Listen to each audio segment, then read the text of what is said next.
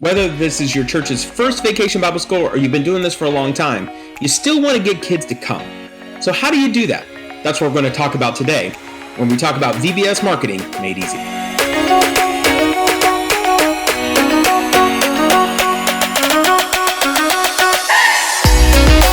I recently saw a post of a children's pastor asking what did they do to market their VBS. They're brand new to Vacation Bible School and they're doing it for the first time in their church, and their community doesn't really know what it is. And so they're trying to figure out, how do we market the thing? How do we get people to come? Because for me, Vacation Bible School is about outreach.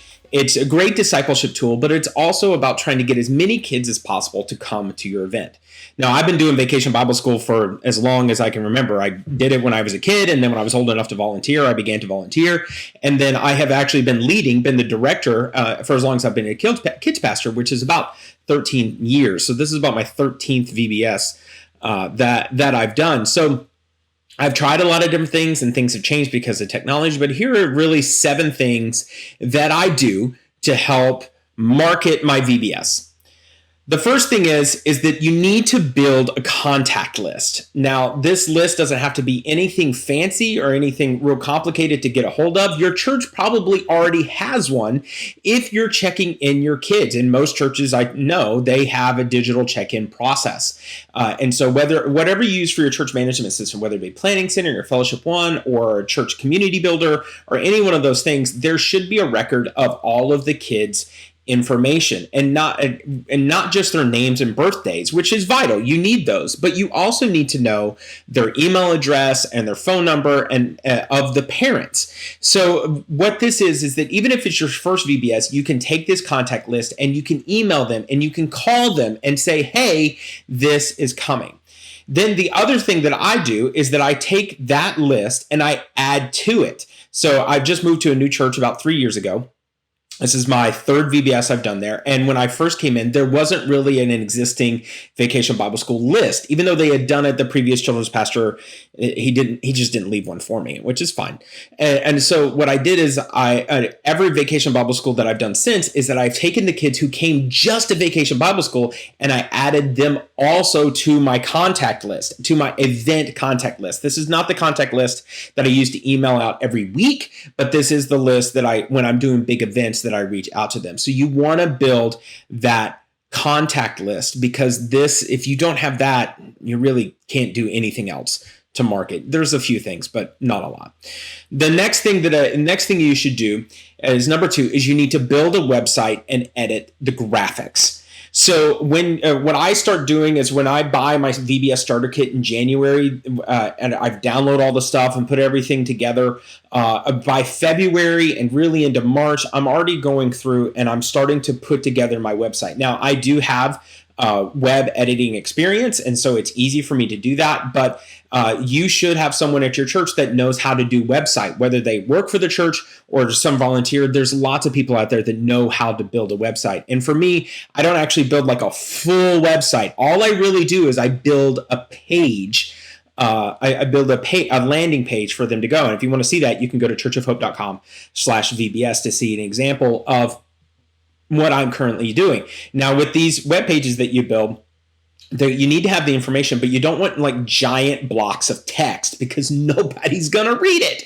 So you also want to get your graphics together. You want to go ahead and get all the graphics together. And what's great about a lot of these VBS starter kits now is that they actually give you all the stuff you need to kind of build these graphics. Now, I'm using Orange VBS, which is a fabulous product. And Orange goes like above and beyond in giving you like all the photo editing things and all the Illustrator files, and like it's hardcore. Now, when I was using Group, it didn't give me all that stuff, and I was having to reinvent the wheel. And again, if you don't have those capabilities, if you don't know how to use Photoshop or Illustrator, again, someone at your church does, or there's a volunteer or someone else who does that. Even if you use a free free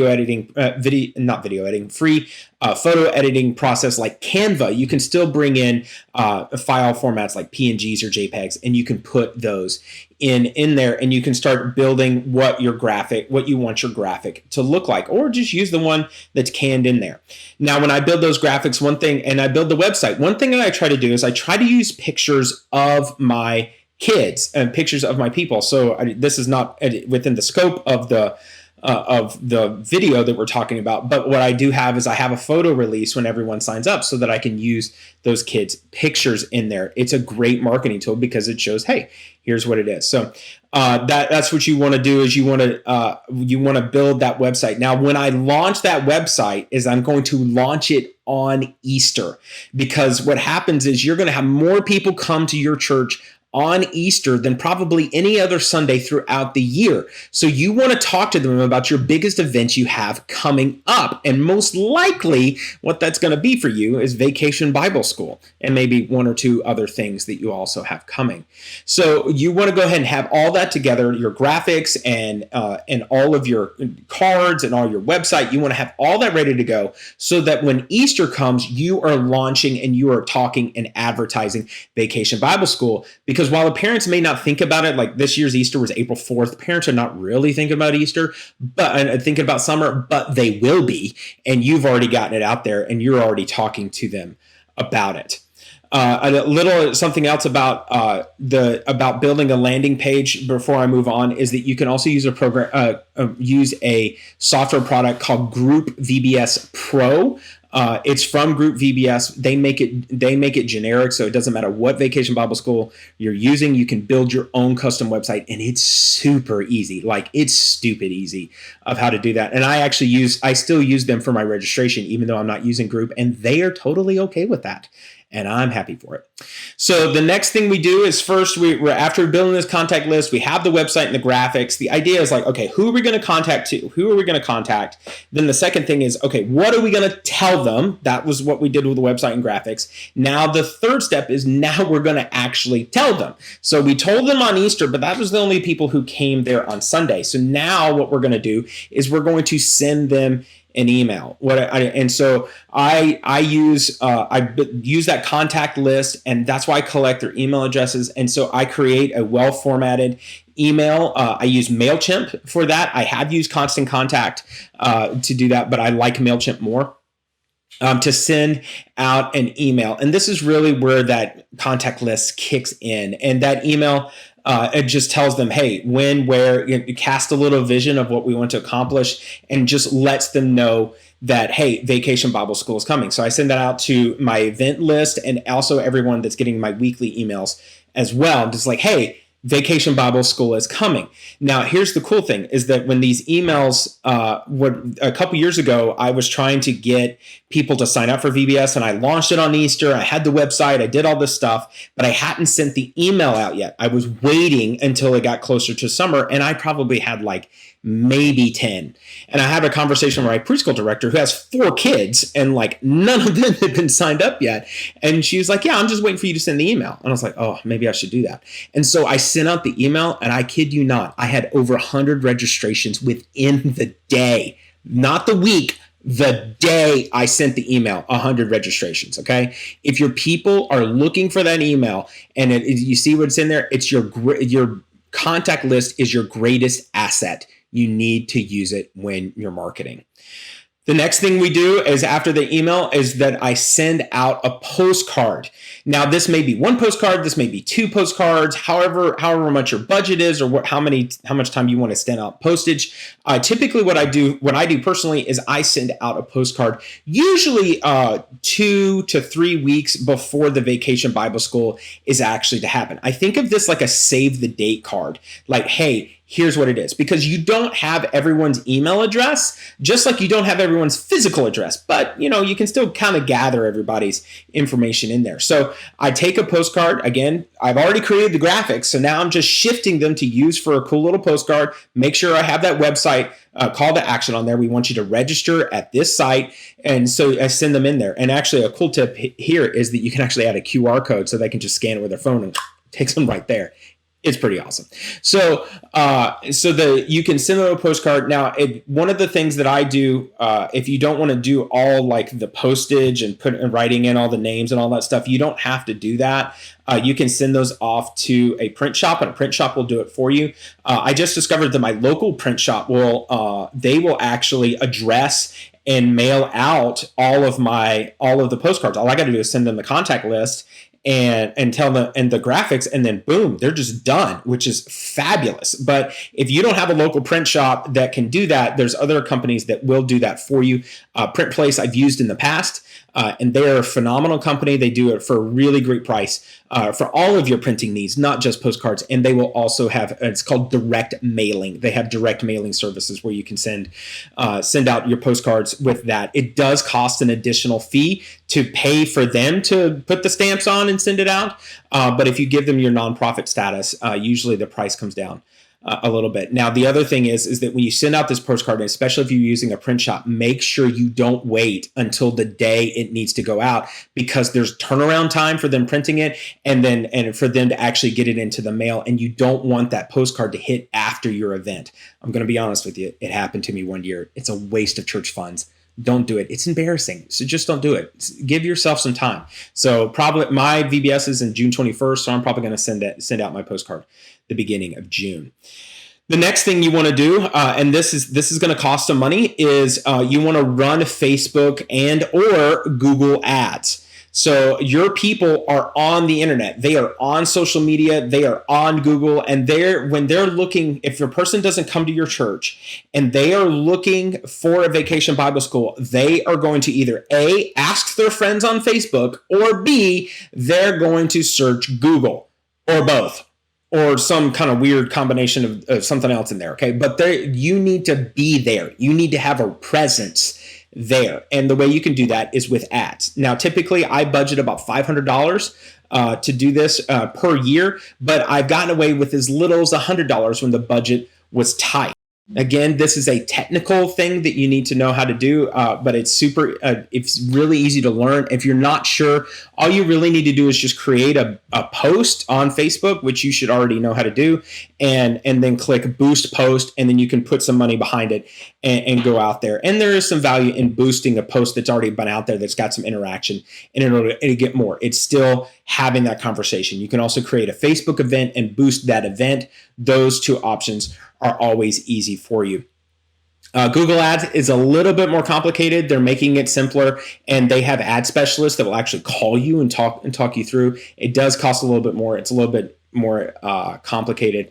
But if you want to get into that, hey, go for it and really start doing ads for your church. If your church is already doing Google and Facebook ads, there's probably someone who's overseeing it, and they can probably set one up for you. Again, the point of reason why I continue to do this is because when I started doing Facebook and Google ads, I didn't get a lot, it was not the largest amount of people started coming to my Vacation Bible School because of this, but it was anywhere from 5 to 15% of the people that when I asked them, how did you hear about us? They said from a Facebook ad or from Google.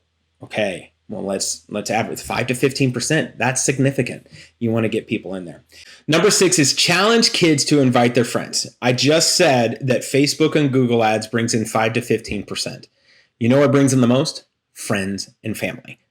Every year. Like it's like 60 to 70% of my people come because friends and family told them about it. It's that important. Okay. So, what I try to do is I try to get our kids to invite their friends. And so what starting a few weeks out of Vacation Bible School, I start talking about, hey, invite your friends to this. You want to bring your friends to this. I make it easy for them. Like I take that postcard that I have and I actually make a blank one, a blank on the back. It doesn't have the address. And I give that to the kids for them to invite their friends and to there. And then I also have an incentive in the past. Last year, because of COVID and I didn't really know what I needed to do, I just did a giant tube of candy that I got from Five Below. It's about yay big. It's a coin block. It's actually a coin container, but it has a whole bunch of candy in it. It's got this huge wow factor. It's only $5. So I got a whole bunch of those and I said, hey, if you bring your friend, you and your friend will get this get this giant tube of candy. What I did that was super effective and for multiple years as I used this thing called a ball pit. And all it was an inflatable pool that I filled full of a whole bunch of playground balls and beach balls and a whole bunch of balls that I could get. I originally wanted all playground balls, but when I did the math on how much volume and how many balls I needed, it was this ball pit was going to cost me like $800. I was like, oh, I'm not getting into all that. So I got as many balls as I could, and actually somebody donated to me a whole bunch of like super cheap beach balls that they weren't going to use anymore. And so I filled this pool, this inflatable pool with that. And then I dumped a whole bunch of candy in it. Like I just went to Sam's and bought the big, like $13 bags of candy. I dumped it in there. And then, if the kid brought a friend, they and their friend got to jump into the pool and collect as much candy as they could, within 10 seconds. And we did this during snack time, and it worked super well because we all took snack at the same time, so everyone got to see it. And I would always have just lines in it. And this was the crazy thing, is that when I first started doing this ball pit thing, is that typically what was happening is attendance would go up and then it would plummet on Friday. And when I started doing the ball pit, the attendance would continue going up after Wednesday. And then Friday, I still had new kids coming because kids were inviting friends. And not only were kids inviting friends, but those friends were then also inviting friends. Hey, that's what we want. It's an outreach event. We want kids to invite friends. So you need to have some incentive. I am always a believer in having a smaller prize that we can give to individual kid, a smaller prize that we can give to a lot of kids, as opposed to like the big wow prize of like an Xbox or a PlayStation or even a bike. I don't like doing those big things because then there's other kids who will never participate because they know they can't compete. So if you make it small, make the entry small, then you're going to have a lot more kids jump in and be a part of it. The last part, 7, is you want to follow up after VBS. Follow up after VBS. So remember, I talked about building that contact list. If you only send them an email in the event time leading up into VBS, like right after Easter, maybe an email before VBS, that email is going to end up in spam, or people are going to unsubscribe because it's not expected. So even though I have an event MailChimp MailChimp mailing list, what I do is I periodically email those people, letting them know about different events I have coming up. I email them about Vacation Bible School. I email them about Halloween. I email them about whatever we're doing for Easter. And so there's about 5 or 6 times I send them an email, just so that it's regular and it's expected and they know what's coming in. And so that so it doesn't end up in spam, and you don't want to send spam. It's not a good thing. So you want to continue to follow up VBS. So I send them that email and talk to them after. I also send them postcards. Sometimes I even call them. And really what I do for the postcards, every kid who comes, is I send them that mailing address. I asked every kid for their mailing address. I send them a postcard, and I have the small group leaders write a personal note to each one of those kids. So every kid gets a specialized note of that postcard that goes out to those to those kids. And again, those kids save that. It makes a difference to them. And also, you get return mail because you find out who didn't give you the correct address, or maybe you made a administrative error when you wrote everything down. So that again helps you make and crop that contact list as you go through. So that's everything that I do for Vacation Bible School. Again, I try to get as many kids in there because we're going to tell them about Jesus, and we want to see as many kids get saved as possible. And even though kids may never come to your church, you got VBS hoppers that try to go to all the different ones. But what we want to do is we want to get that one kid. This is the only VBS they come to, and this is the VBS that changes their life forever. That's what I want. And I want to try to throw my net as wide as I can to catch as many kids as I can. So I hope this helps you also reach out as many kids as possible, and we'll see you next time.